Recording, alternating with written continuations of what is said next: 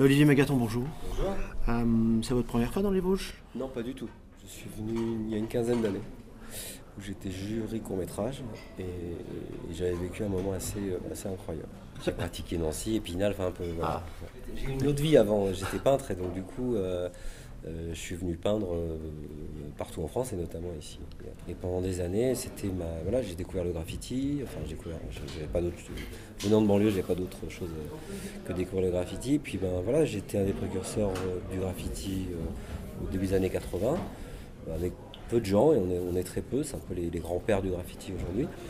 Et puis ben je me suis dit que pourquoi pas vivre de ça, donc c'était un peu compliqué parce que j'ai pas d'exemple devant moi, personne n'écoute, donc j'ai trouvé des systèmes différents pour arriver à bouffer, et puis c'est ce qui m'a permis petit à petit d'être connu, puis après d'exposer, puis de faire des murs, et puis de voyager dans le monde entier, et ainsi de suite. Puis après est arrivé le cinéma. Et le cinéma est arrivé un peu par hasard. J'étais en train de peindre à la création de la locomotive en 88. Et un monsieur qui s'appelle Jean-Baptiste Mondino, qui est un vidéaste, voilà, il est venu me voir, on a discuté un petit peu, il vient d'Aubervilliers, donc du coup on a parlé de banlieue parce qu'il voyait un mec qui dit « Ah, tu viens de là, machin », je connaissais bien Aubervilliers, donc on a commencé vraiment là-dessus, et puis il m'a présenté à mon producteur, il m'a monté une boîte de prod, et il m'a dit « T'as pas une idée de court-métrage ?»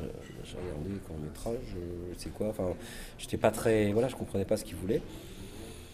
Il m'a écrit, parce qu'en fait on essaye de lancer des jeunes réalisateurs qui viennent pas de ce milieu-là, et du coup voilà, donc pendant 3 mois j'avoue que ça m'a pas énervé plus que ça, et puis en fait un jour j'avais un fait divers, enfin il y a un de mes amis qui s'était fait tuer, enfin assassiné dans le métro, et c'est remonté, je me suis dit pourquoi pas écrire là-dessus, parce que voilà, c'était non résolu et que j'avais envie de. J'ai écrit un scénario, on a déposé au CNC, j'ai eu le CNC, j'ai fait mon premier cours, j'avais mis 2 fois les pieds sur un tournage dans ma vie et je me suis démerdé, puis voilà. Là j'ai eu la chance d'avoir un peu fait peur aux gens, les avoir scandalisés, c'est un film interdit aux moins de 16 ans, censuré, donc c'était un film dur, voilà.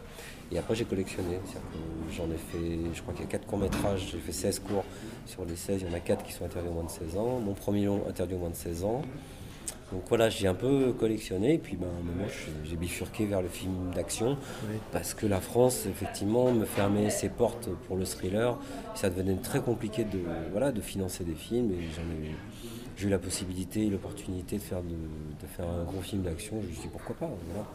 L'humanisme est une valeur qu'on retrouve assez fréquemment dans vos films. Est-ce que c'est une valeur qui vous vient d'où? Toujours. Moi, je viens vraiment d'un endroit violent, d'un endroit. Donc en fait, j'ai toujours aussi. Enfin, je pense qu'aujourd'hui, si je fais ce genre de cinéma, c'est aussi pour essayer pas de résoudre, mais essayer de combler probablement ces manques émotionnels, ainsi. Donc c'est pour ça que je vais toujours aller chercher des choses beaucoup. Enfin, les gens pensent toujours qu'on est trituré, on n'est pas trituré.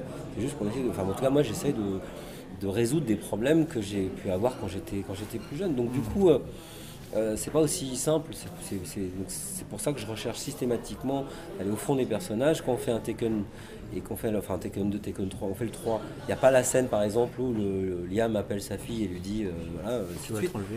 et moi je lis ça, je dis c'est pas possible, enfin c'est de la scène clé du film, et c'est ce qui fait, donc j'appelle Liam, je dis écoute, il me dit bah ouais, je n'osais pas le dire, machin, donc je dis écoute, je vais en parler à Robert et à Luc, c'est pas facile, enfin, c'est si simple. Et puis voilà, j'ai écrit sur voilà, 2-3 trucs, et je pense que c'est important, et donc c'est des évidences que moi j'ai. Eux ils écrivent des structures, ils disent voilà, mais ils pensent pas des fois à ces évidences-là. Je travaille vraiment pour voilà, j'essaie de pousser, de changer les choses, de faire réfléchir les gens, et ainsi de suite un petit peu, et c'est peut-être un petit peu, mais c'est déjà pas mal. Bien. Alors une dernière question pour ramener les choses au festival. Le genre fantastique est très vaste. Est-ce que c'est un genre qui vous touche particulièrement, qui vous a touché quand vous étiez enfant? Et puis, quels vont être vos critères de sélection pour un peu départager le film gagnant? Le fantastique, qui est dans le cinéma de genre, un truc un peu fluctuant, parce que ça va de l'horreur, gore, machin, jusqu'au thriller, la porte du thriller. On peut même dire que le thriller peut passer dans le drame. Enfin, donc en fait, le fantastique a un côté assez ouvert à la fois, et puis ce qu'on a vu pour l'instant, les 2 films, bon, on est plus sur du thriller fantastique que sur du fantastique, on dit. Mais ce qui est passionnant, c'est de voir que c'est un cinéma qui est hyper codé. C'est comme le film d'action. Le film d'action, c'est ultra codé. On ne se lance pas à faire des films d'action si on n'a pas compris les codes intégralement, parce que le public, il attend ces codes-là. Donc il faut arriver à le pervertir, mais à rester dans ces codes-là. Et peut-être encore plus dans le fantastique, en tout cas dans ce genre de film. Et donc ce qui est intéressant, c'est d'essayer de détecter, et en tout cas notre critère de jury, je pense, ça va essayer de détecter cette créativité, cette nouveauté, mais dans ces codes qui sont très particuliers. Parce que, et c'est ça qu'on attend, on est en 2018, donc c'est vrai qu'on attend tous de voir un film de 2018. Ça veut dire pas qu'il se passe en 2018, je m'en fous que ce soit des hommes préhistoriques qui se tapent sur la gueule avec des os, mais en fait qu'on ait quelque chose qui nous amène à dire il y a quelqu'un qui s'est posé les questions différemment, mais qui nous a effectivement transbahuté dans ces codes qui existent et qui fait qu'on a ces émotions, on a ces réactions, on est plongé. Comme je dis, c'est très compliqué pour nous, pour les metteurs en scène en tout cas, de se plonger dans les films. C'est plus simple pour les acteurs, a priori, je vois Aïssa qui bondit en l'air, ainsi de suite. Nous, on est là, voilà, on attend le contre-champ, on attend ceci, on regarde la bougie qui n'a pas le machin, enfin qui n'a pas les couleurs, enfin on voit tout, donc en fait, c'est super compliqué. Donc en fait, on attend d'être surpris. Et c'est ça, je pense qu'on attend les uns et les autres. Sinon, on n'est que dans l'analyse et c'est compliqué. Oui, faut pas. Faut pas, voilà. Très bien. Mais c'est capital que ce festival existe. J'étais deux fois à Avoriaz. J'ai eu la chance d'être assis à côté, juste derrière Carpenter. Donc en fait, Carpenter, c'est un cinéma que j'adore. Voilà, j'aurais adoré rencontrer Kubrick, Lynch, des gens comme ça. C'est mon cinéma. C'est un cinéma que j'adore, c'est mon cinéma de cœur. Donc du coup, pour moi, c'est important d'être là et de voir aussi qu'on n'est pas que dans le sang qui gicle. On est dans des films aujourd'hui qui sont différents, beaucoup plus subtils. Et puis on peut avoir aussi ce côté popcorn avec le cinéma de genre absolu, gore ou horreur.